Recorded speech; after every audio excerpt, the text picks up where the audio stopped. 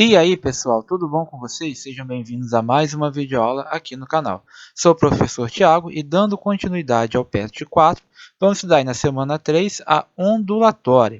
Então, daí, a ondulatória é a parte da física que estuda as oscilações, a produção e a propagação de ondas em geral, sejam elas de natureza mecânica ou eletromagnética. Trata também de todos os fenômenos determinados por movimentos ondulatórios.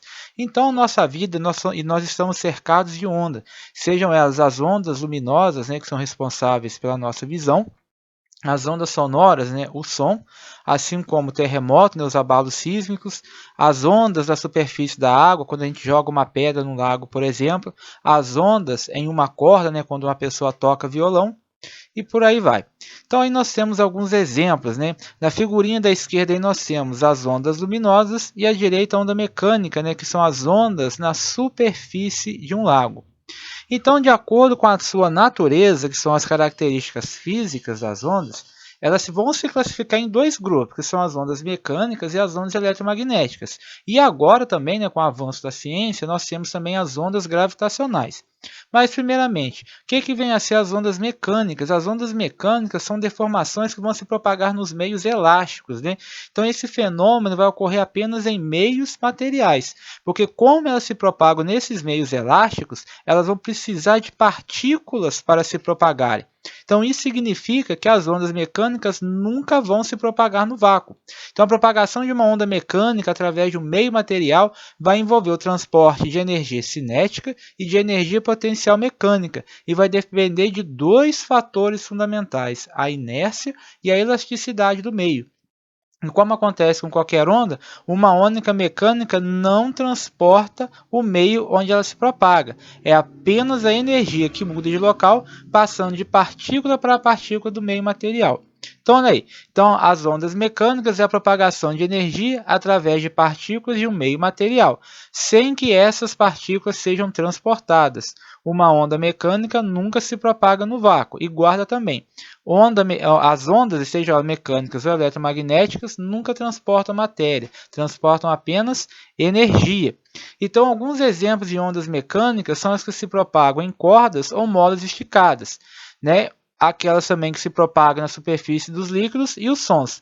E observe que em todos esses casos, a existência de um meio material é o fator preponderante para a propagação das ondas mecânicas. Olha aí na figurinha, por exemplo, nós temos aí em alto mar, as ondas não transportam matéria, é apenas energia se propagando.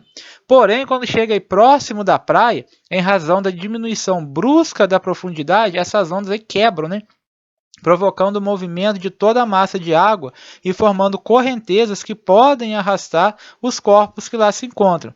Essas ondas quebradas, elas deixam de se comportar como ondas. Quando você já está lá mais afastado da praia, a onda vem e simplesmente dá um pulo. Você sobe e desce e a onda atravessa você. Então, ou seja, ela não transporta matéria, só energia. A partir do momento que a onda se quebra, ela deixa de se comportar como onda. Já o alto-falante é um dispositivo utilizado para produzir ondas sonoras a partir de impulsos elétricos. Então, os primeiros alto-falantes surgiram na década de 1920 lá nos Estados Unidos, acompanhando os primeiros fonógrafos elétricos. Então, através de um cone de papelão, que pode ser circular ou elíptico, que avança e recua, os alto-falantes emitem ondas mecânicas longitudinais, que é aí o som. Já as ondas eletromagnéticas, elas são formadas por dois campos variáveis, é um campo elétrico e um campo magnético, que se propagam. Essa propagação pode ocorrer no vácuo e em determinados meios materiais. Então, a onda eletromagnética pode se propagar tanto no meio material como no vácuo. Então, como exemplos de ondas eletromagnéticas, a gente pode citar as ondas de rádio, dentre elas as ondas de AM, que é amplitude modulada, e de FM, que é frequência modulada. Temos também as ondas de TV, as ondas luminosas, a luz, as microondas, os raios X, raios gama, entre outras. Então, essas denominações são dadas de acordo com a principal fonte geradora das ondas e vão se diferenciar em especial pelas faixas de frequência. E todas as ondas eletromagnéticas têm em comum a sua velocidade de propagação no vácuo, que é de aproximadamente 300 mil km por segundo. A velocidade de propagação vai depender do material do meio e da frequência da onda. E em meios materiais transparentes a essas ondas, elas se propagam com uma velocidade menor que 300 mil km por segundo. Então, ondas eletromagnéticas vão constituir um conjunto de dois campos, um elétrico e outro magnético, que se propagam no vácuo com velocidade aproximada de 300 mil km por segundo. Em meios materiais, quando ocorre propagação, a velocidade é menor que 300 mil km por segundo. Então, nós temos um exemplo de como é uma onda eletromagnética. Você tem na vertical um campo elétrico oscilando na vertical e na horizontal um campo magnético. Aí é o seguinte, a gente vai estudar mais a fundo no terceiro ano, a gente for estudar o magnetismo. E por fim, as novas ondas aí são as ondas gravitacionais. Elas são vibrações que se propagam no rígido tecido do espaço-tempo, causadas por explosões ou colisões de corpos altamente massivos, tais como estrelas ou buracos negros, né? Então, os cientistas já construíram, né, detectores de ondas gravitacionais e agora estão esperando detectar essas ondas. Agora, em uma propagação ondulatória, as vibrações podem ocorrer em direção idêntica à da propagação ou em direção perpendicular a ela. Em função disso, as ondas são classificadas em ondas longitudinais e ondas transversais. Mas quem são aí as ondas longitudinais? Olha aí, são ondas mecânicas que produzem perturbações nas partículas do meio material na mesma direção em que se propagam. Então, olha aí na figurinha, a direção de propagação das ondas é na horizontal e ela também está vibrando na horizontal. Então, vamos ver um exemplo aí de onda longitudinal. Vamos pegar aí uma mola esticada disposta horizontalmente. Então, eu peguei a molinha ali e se eu fizer uma rápida compressão na extremidade esquerda da mola, a compressão se propagará para a direita. Aí você vai notar que as partículas da mola oscilam horizontalmente na mesma direção em que a onda se propaga. Olha aí. Então, exemplos de ondas longitudinais são os sons, quando se propaga em meios fluidos, né? Líquidos, gases e vapores. Então, o som é uma onda longitudinal. Já uma onda transversal, o que é uma onda transversal? São ondas em que as vibrações ocorrem perpendicularmente à direção de propagação. Então, novamente, eu tenho uma onda se propagando na horizontal e essa daí está oscilando na vertical.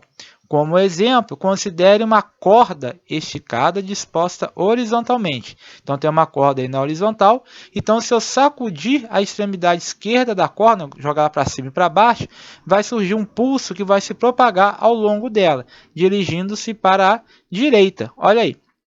Então, esse pulso vai provocar um movimento vertical de sobe e desce nos pontos da corda atingidos. E esse movimento de sobe e desce vai ocorrer perpendicularmente à direção de propagação do pulso, como a gente observa aí na figurinha.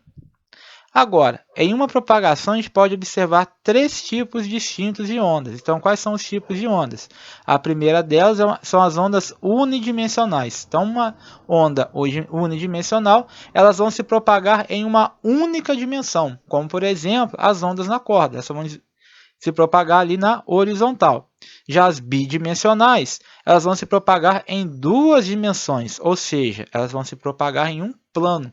Por exemplo, aí, as ondas na superfície do líquido, né? Quando você joga uma pedrinha lá no lago. Ela se propaga tanto na horizontal, como, não vou dizer na horizontal, na vertical, mas ali naquele plano, formando ali círculos, né?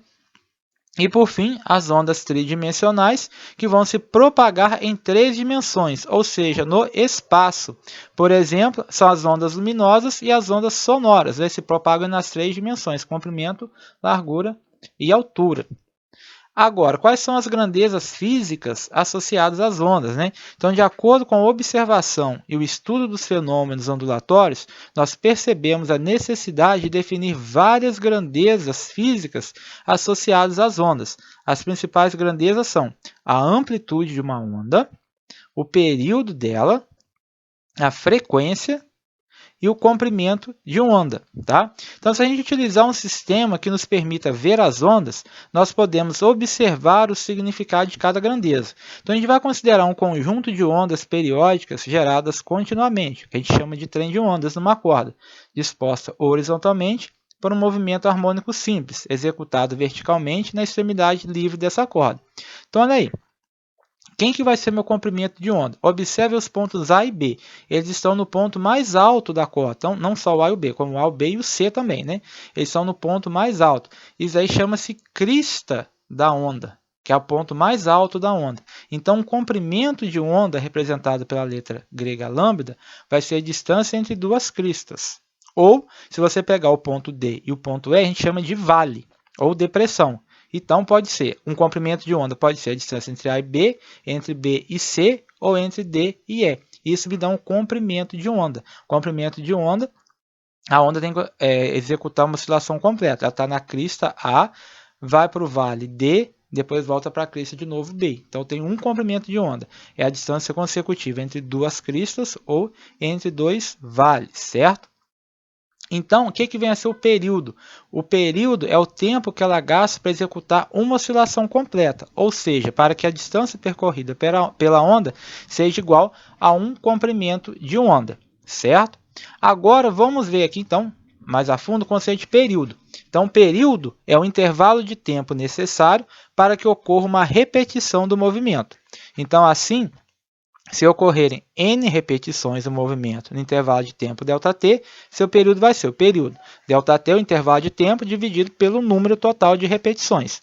Então, o período pode ser medido em qualquer unidade de tempo. No Sistema Internacional de Unidades, como a gente já sabe, a unidade vai ser o segundo. Então, o período é o intervalo de tempo necessário para que ocorra uma repetição do movimento. Já a frequência F é o número de vezes que esse movimento se repete na unidade de tempo. Então, assim ocorrendo n repetições do movimento no intervalo de tempo ΔT, a sua frequência vai ser frequência F é igual ao número de repetições do movimento dividido pelo intervalo de tempo em que ocorreram essas repetições. Agora, observe o seguinte, o período T era ΔT sobre n, a frequência é n sobre ΔT. Isso nos leva a concluir que a frequência é o inverso do período, ou o período é o inverso da frequência. Então, essa relação de proporcionalidade inversa entre frequência e período é de ser esperada, porque quanto maior for o intervalo de tempo decorrido até acontecer uma repetição do movimento, ou seja, maior período, menor será a quantidade de repetições ocorridas em uma unidade de tempo, ou seja, menor vai ser a frequência.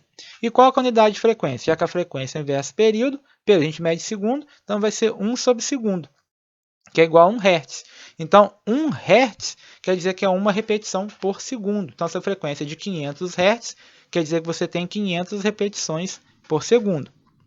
E aí nós temos ali um desenho, um outro desenho também explicando, né? O ponto mais alto a crista, o ponto mais baixo o vale, uma oscilação completa, né? O comprimento de onda e a direção de propagação aí da onda. Agora a gente vai ver a velocidade de propagação de uma onda periódica. Então, como a gente calcula a velocidade? Então, quando uma onda se propaga através de um meio, ela percorre uma distância d, que é igual ao seu comprimento de onda, o lambda. Um intervalo de tempo igual a um período, que é ΔT. Então, qual é a distância que ela vai percorrer? Um comprimento de onda. Qual é o intervalo de tempo ΔT? Vai ser um período. Então, olha lá. A gente está lá no ponto A, ela começou a oscilar, foi até o ponto B. Então, ali eu tenho uma distância, um comprimento de onda. O intervalo de tempo para que isso acontecesse foi um período. Então, eu sei o quê? Que velocidade é ΔS sobre ΔT. Como? O que eu tenho? O meu ΔS é o lambda e o meu ΔT, quem que é? É o período. Então, eu vou substituir. V é igual a lambda sobre T, o período. Mas o que eu sei? Que a frequência é o inverso do período. Então, a minha frequência vai ser 1 sobre o período. Então, o que eu posso escrever? Que a minha velocidade é igual a lambda vezes f. Ou seja, v é a velocidade de propagação da onda, lambda é o comprimento da onda e f é a frequência. Velocidade é igual ao comprimento de onda vezes a frequência. Agora, a gente vai ver alguns fenômenos que podem ocorrer com as ondas no nosso dia a dia. O primeiro delas, e mais comum, é a reflexão. A gente está mais acostumado a ver reflexão com as ondas luminosas, né? Quando a gente se olha no espelho. Então, a reflexão ocorre quando a onda encontra um obstáculo em seu caminho de propagação. A onda bate no obstáculo, muda de direção ou sentido de propagação sem mudar de meio. A velocidade, a frequência e o comprimento de onda não são alterados. Esse fenômeno obedece às vezes à reflexão. Na reflexão, a onda está se propagando, ela incide numa superfície de separação entre dois meios e retorna ao meio original. Então, isso daí é a reflexão. A refração, o que vai ser a refração de uma onda? Ela vai ocorrer quando a onda vai mudar de meio de propagação. Isso provoca a mudança no valor da velocidade e do comprimento de onda, mas a frequência da onda não se altera. Esse fenômeno obedece às leis da refração. Então, guarda, na refração ela muda de meio. Ela estava se propagando no meio e passa a se propagar em outro meio, onde você muda a velocidade e o comprimento de onda, porém a frequência não se altera. Por fim, nós temos a interferência, que vai acontecer quando há uma superposição de ondas. Então, dependendo de sua consequência, ela pode ser de dois tipos. A interferência construtiva, quando as duas ondas se somam, as duas amplitudes delas vão se somar, aumentando o tamanho.